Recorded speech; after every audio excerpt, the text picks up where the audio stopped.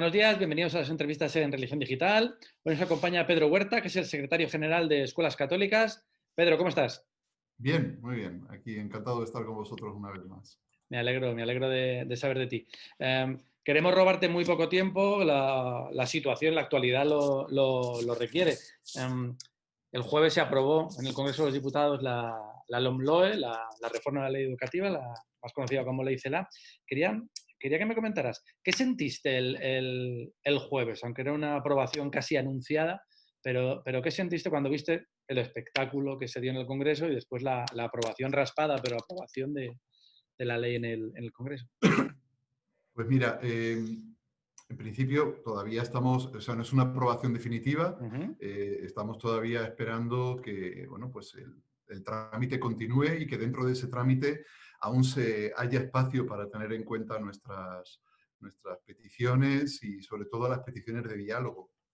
Pero como me preguntas por lo que sentí principalmente es que nos vamos alejando cada vez más de ese pacto educativo Ujú. que venimos pidiendo desde hace tiempo y que necesita nuestro país y que necesita nuestra educación.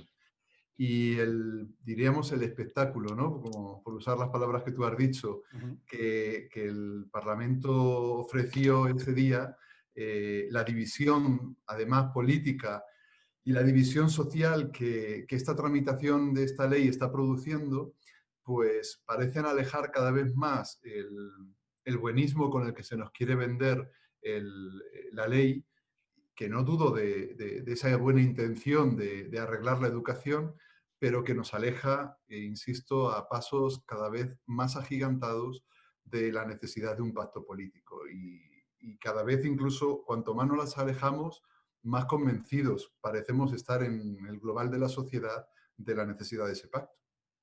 Eso es verdad, pero al final siempre sucede que nunca se alcanza y parece que cada vez es más complicado.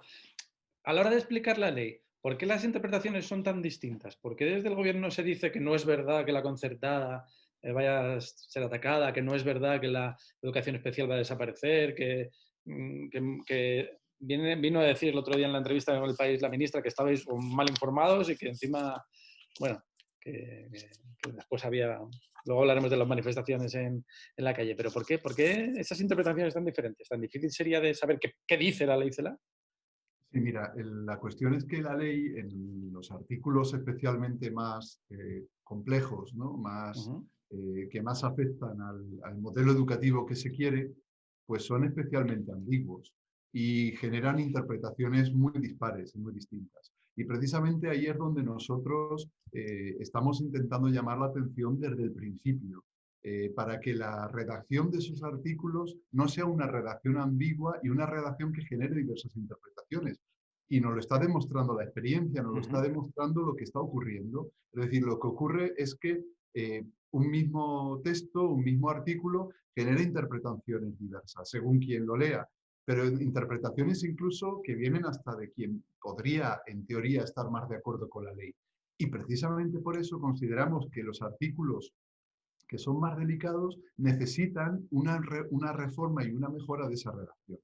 La cuestión es que la ley nace como una ley de mejora de la ley orgánica Que no es educativa. propiamente una ley educativa, sino una mejora de un... Una de- ley de mejora. Pero claro, a veces estas leyes de mejora lo que acaban haciendo es parchear cosas, hay cosas que dejan, cosas que quitan, y en este caso además, como los partidos en el gobierno necesitan el concurso de otros partidos políticos para poder aprobar la ley, pues ese parcheo, por decirlo, lo digo en Sí, sí, sí, se sentido entiende. positivo, no lo digo como crítica, sino en sentido positivo, ese parcheo, con todo lo positivo que pueda ser, ¿no? Hmm. Pero ese parcheo lo que hace al final es que genera más interpretaciones todavía, más ambiguas. ¿Por qué? Porque todos sabemos lo que pasa cuando parcheamos un párrafo, que incluimos tres palabras, quitamos una y al final no se acaba de entender bien cuál es la intención. Y eso es lo que está ocurriendo. Claro, la ministra nos decía el otro día, es que no sabemos, no saben leer la ley.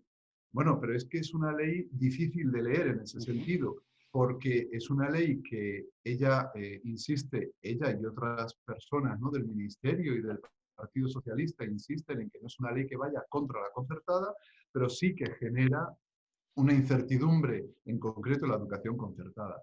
Y insisten muchas veces en que es una ley que quiere corregir el desequilibrio que la LOMCE creó, especialmente con lo que llaman la nueva concertada, pero que no discrimina a la hora de establecer criterios de actuación, no discrimina entre nueva o tradicional, por llamarle de una forma, porque claro, esto es difícil Claro. de diferenciar, pero bueno, si lo queremos diferenciar, tampoco no discrimina entre nueva y tradicional concertada, sino que simplemente habla de admisión de alumnos, habla de creación de plazas públicas exclusivamente, en general, sin decir más. Bueno, pues nosotros llevamos ya tiempo diciendo, y se lo hemos dicho al Ministerio, y lo hemos dicho a todos los partidos políticos, que consideramos que primero que la ley tiene que ser para todos, y en segundo lugar que esos artículos que son tan, diríamos, tan ambiguos, pues creemos que se pueden mejorar. Algunos se han mejorado un poquito, pero hay otras mejoras en donde no se ha llegado. Y justamente las mejoras donde no se ha llegado es donde más nos preocupa la redacción y sobre todo la interpretación que de esa redacción pueda hacerse después. ¿Creéis que la presión que se está haciendo, no solo por vuestra parte, sino, bueno, lo hemos visto este domingo Sí. en las concentraciones en toda España y también como la mitad del Congreso de los Diputados está radicalmente en contra, cada uno probablemente por razones distintas, pero la esperanza de que puedan cambiar las cosas en la tramitación en el Senado y en la vuelta al Congreso es cierta o, o bueno, o es una esperanza porque la esperanza es lo último que se pierde, pero no estáis con muchas expectativas de que pueda haber modificación, entre otras cosas porque también, como habéis denunciado, la ley se ha llevado a cabo en un periodo muy especial y sin mucho diálogo. No, sí, prácticamente casi ningún diálogo. Es decir, a nosotros se nos ha dado y se nos ha impuesto un texto, se ha dicho que se ha podido trabajar y que se ha podido dialogar, pero la prueba está en que el lugar, la casa del diálogo, que es el Parlamento, que es el Congreso de los Diputados, no permitió las comparecencias de expertos o de organizaciones que trabajamos en educación, ni de un lado ni de otro. Es decir, ni de nuestra parte que defendemos la educación concertada, pero tampoco de quienes defienden otros modelos educativos o cuestionan el que nosotros defendemos. Y por lo tanto, bueno, pues esto ha sido muy preocupante y sigue siendo preocupante. Porque bueno, pues vemos que la ley salió aprobada solo por un voto por encima de la mayoría absoluta. Es la ley educativa en toda la democracia que ha salido de momento en esa primera aprobación apoyada con menos apoyos. Ha perdido apoyos que ya parece ser que había consolidados y ha ido perdiendo. No creemos que sigan perdiendo muchos más, pero sí confiamos, ahora que vamos a empezar el Adviento, pues al menos, oye, la esperanza no es solo que no se pierda, sino que creo que hay que mantenerla y sobre todo consolidarla con actuaciones. Nosotros vamos a seguir reclamando ese diálogo, vamos a seguir hablando, porque nosotros por nuestra parte, en concreto Escuelas Católicas, no hemos roto en ningún momento el diálogo, hemos mantenido todavía. Otra cosa es que, bueno, pues el diálogo no sea un diálogo abierto, sino que sea un diálogo ya cerrado, porque se diga, vale, yo hablo contigo, pero no voy a cambiar mi postura. Ya. Bueno, pues eso es lo que nos hemos encontrado hasta ahora en nuestro diálogo con el Ministerio o con otras fuerzas políticas, pero vamos a seguir confiando en que el trámite que queda y sobre todo la gran movilización social que está habiendo y en la cual nosotros tampoco tenemos tanto que ver. Es decir, nosotros lógicamente la hemos canalizado, pero realmente responde a la indignación que muchas familias sienten cuando escuchan ciertas cosas, ¿no? Cuando escuchan esto solo va contra un tipo de concertada, pero luego se ve, sin embargo, que se actúa contra todo tipo de concertada, incluso en territorios donde no hay ese nuevo tipo de concertada con la que la ley quiere luchar, ¿no? Y así lo hemos visto en La Rioja, lo hemos visto en Valencia, lo hemos visto en Aragón hasta hace poco, es decir, lo hemos visto en territorios donde no existe esa nueva concertada y sin embargo sí que se estaba aprovechando una ley, que fíjate, la LOMCE, que se la acusa de ser una ley pro-concertada, y sin embargo sí se ha usado esa propia ley para atacar un modelo de educación, incluso en centros con alta demanda de padres para ese centro e incluso en centros con población vulnerable, ¿no? centros que atienden un porcentaje alto de población vulnerable y aún así se ha actuado contra esos centros. Pues lo que nosotros decimos es que la ambigüedad de la ley, insisto, nuevamente, aunque forme parte Sí. de la pregunta anterior, pero tiene que No, ver sí, con esto. claro, claro. La ambigüedad de la ley, pues imagínate cómo se actuaría o qué permitiría actuar si una ley supuestamente proconcertada es capaz de hacer cerrar esos centros, ¿no? Bueno, pues con un texto mucho más ambiguo, mucho más eh, abierto, evidentemente nos preocupa. Entonces, a mí me pueden llamar a la tranquilidad y al silencio muchas veces, pero tenemos la experiencia de que no se ha actuado así. Por lo tanto, vamos a seguir hasta el último momento insistiendo en que hay algunos artículos de la ley que se pueden moderar, que se deberían moderar y sobre todo que se deberían evitar redacciones ambiguas que generen estas interpretaciones. O sea, esto que estamos viviendo ahora mismo, eh, los partidos del gobierno pueden estar llamándonos continuamente a decir esto no es lo que dice la ley. Pero es que estamos viendo que mucha gente que conoce la ley y que sí la ha leído, yo la he leído varias veces la ley, y te puedo asegurar que a mí me genera una interpretación que es distinta de la que genera a otra persona. Bueno, si eso pasa en un artículo de la ley, lo menos que debe hacer el ministerio que lo presenta es sentarse a ver por qué genera tantas interpretaciones. Bueno, y Porque una ley clarificarlas. no debería generar tantas interpretaciones. ¿Qué dos o tres cosas, igual son más, pero sí, bueno, las cosas fundamentales que deberían tocarse para que la ley resultara cuando menos aceptable? Mira, en primer lugar, la ley debería reconocer con menos ambigüedad y con más claridad lo que ya la LODE estableció en el año 85, es decir, la complementariedad de las redes, ¿no? La complementariedad y sobre todo el servicio público que la educación concertada presta al sistema educativo español. ¿Vale? Esto es verdad que la ley no lo ataca directamente, es decir, no dice vamos a acabar con esto, pero sí que la ley en algunos artículos establece unas medidas, diríamos, de asfixia. ¿Vale? Esto me parece que la última conversación que tuvimos tú y yo ya hablábamos de esta Sí, es palabra, ¿no? verdad. Ya Sí, hablábamos de sí. esta asfixia, ¿no? Establece unas medidas de asfixia para que la educación concertada, de algún modo, llegue un momento en que prácticamente no pueda sobrevivir. Entonces, este es un punto esencial e importante, ¿no? En segundo lugar, la ley que se nos vende además como una ley sin la cual, con la cual decía la ministra en el Senado a finales de septiembre, si tuviéramos esta ley aprobada no habría pasado todo lo que está pasando con el tema del COVID y tal. Bueno, pues realmente tenemos que decir que si estuviera la ley aprobada hubiera pasado lo mismo. Es decir, porque la ley tampoco aporta toda la autonomía que los centros necesitan, centros privados o centros públicos o centros concertados, lo que sea, ¿no? Pero no aporta, no genera esa autonomía que se viene reclamando desde hace tiempo. Y por lo tanto necesitan esa autonomía también para que sean centros que generen nuevas ideas, que generen creatividad metodológica, pedagógica. Y esta ley, pues es una ley, como he dicho antes, parcheada, sobre todo para limitar ciertas cuestiones y para derogar la ley anterior. Y en tercer lugar, pues una ley que realmente sea bueno, o el resultado, en este caso no va a ser el resultado, pero sí sea al menos el pórtico de ese pacto educativo que necesita nuestro país. Lo lógico es que la ley fuera el resultado de ese pacto. Pero en este caso, bueno, pues no lo va a ser. Si se aprueba como tal, no va a ser, lógicamente no va a ser el resultado, pero que al menos la ley sea ese pórtico.